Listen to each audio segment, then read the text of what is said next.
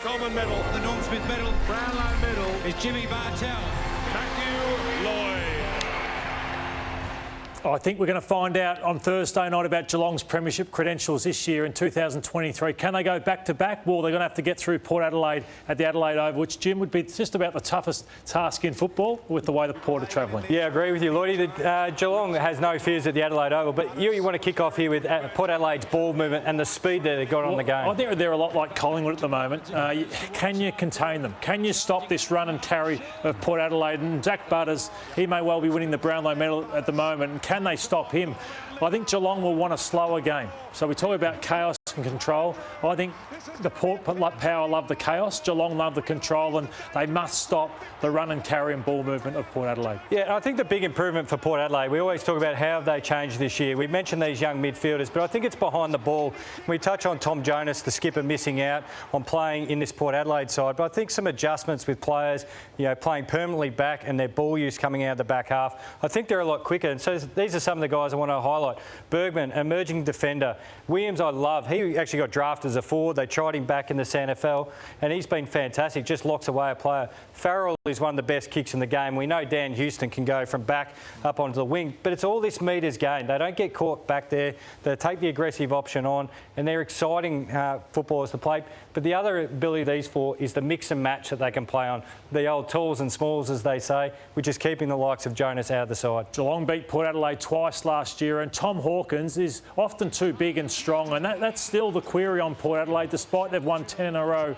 Who is the guy that can take down the monster? So Trent McKenzie often gets caught with this job. Aliir not the man for it. Ryan Burton comes back in. But it'll probably be Trent McKenzie again who has to take on the big fella. Yeah, and they need to avoid as many times these deep one-on-one inside forward 50s with Tom Hawkins, because he'll just own the space, and his sheer size, we know throughout his career, he'll win those ones in particular. Who are you tipping? I think Port are just going magnificent. Port in Adelaide for me. Yeah, I can't tip against them either. The other one we're going to look at is Brisbane and the Sydney Swans on Friday night football. And the concerns around Brisbane last week, was it a one-off or are there concerns with them? And this is what I wanted to show, where they were just off slightly. So all day they allowed 110 marks. I want to show Lachie Neale here.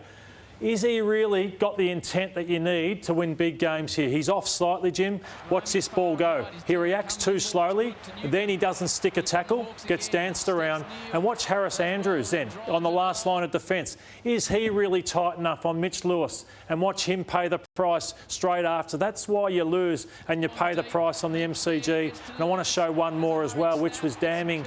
And I'm sure Chris Fagan shows this. So look at these players here.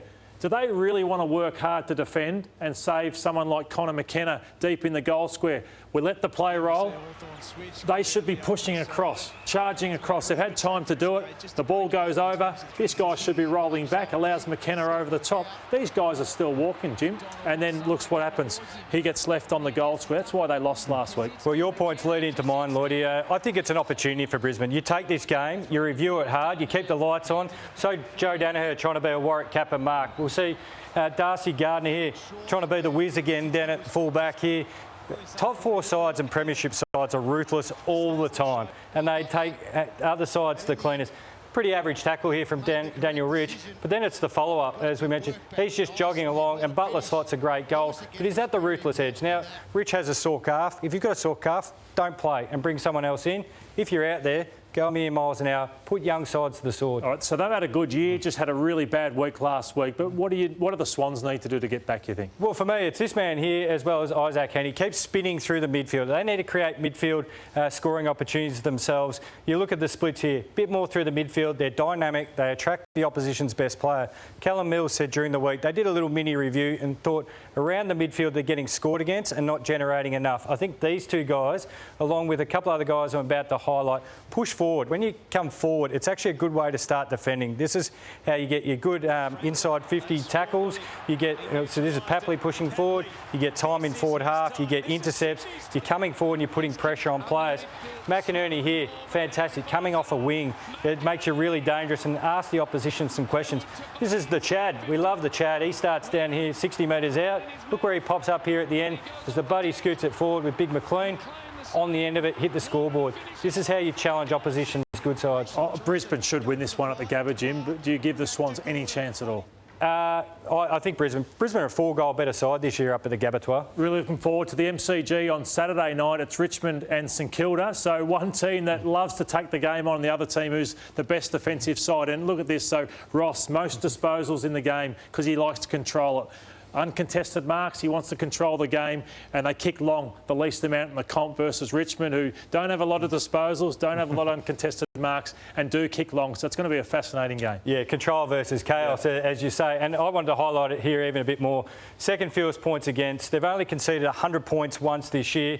Marks inside forward 50, and it's a whole team effort. As soon as they turn the footy over, you see half forwards, midfielders charging back through the middle of the ground. They help out their defence, but then they're very methodical on the way out as well, Lloydie. And if they don't do it, we might see the reaction you get. This is Ross. I'm happy and cheery, but if you don't defend and give up 38 points, get in here now, and I need to have a word. Don't worry about going to the assistant coaches, and they haven't coughed up points since that moment. So Tim Taranto, he's copped a lot this year, hasn't he? But he just about be in the All-Australian side, and you love one of his efforts last week. Yeah, this is Tim starting down here, and again, once this follows it out, this is where you marry up a good player with a good system and a role. And so Tim Taranto plays the role for the Tigers where it goes from goal square to goal square. Dion Prestia did it for another number of years for the Tigers. He's still doing it, but it's depth. And while Prestia misses with injury, they just replace him with a guy for the next 7 years who bobs up down here and kicks through a goal. It's just huge work rate, and that's the role he plays for the Tigers. So everyone loves Tom Stewart at Geelong, but I saw a masterclass last weekend by Nick Vlauston. So what's the reading of the play from Nick? So he's playing on Schultz here. He sees that Schultz isn't going to be a danger and he lays off. So he's not loose at any stage in these clips, but you see how he takes this mark and we keep rolling them along. Watch how smart Vlauston is in his positioning. So here he is down here with Schultz. He thinks Schultz isn't going to really win this here. So he starts to drift back as we let this one roll along, how smart he is. So Schultz isn't going to win the ball out here. So Schultz is already there and Vlauston has got his way back to take this mark and keep rolling them along. Fredericks is finger pointing. He comes up high. He thinks, the ball's not going there, Jim. I'm going to zone off. So he's getting back to his sort of premiership form, Nick Vlauston. Absolute brilliant player. Do you think the Saints get up over the Tigers? No, I think the Tigers win. Yeah, the last 3 weeks, the Tigers are back to their premiership style footy, surging forward and scoring, going inside forward 50 tickies.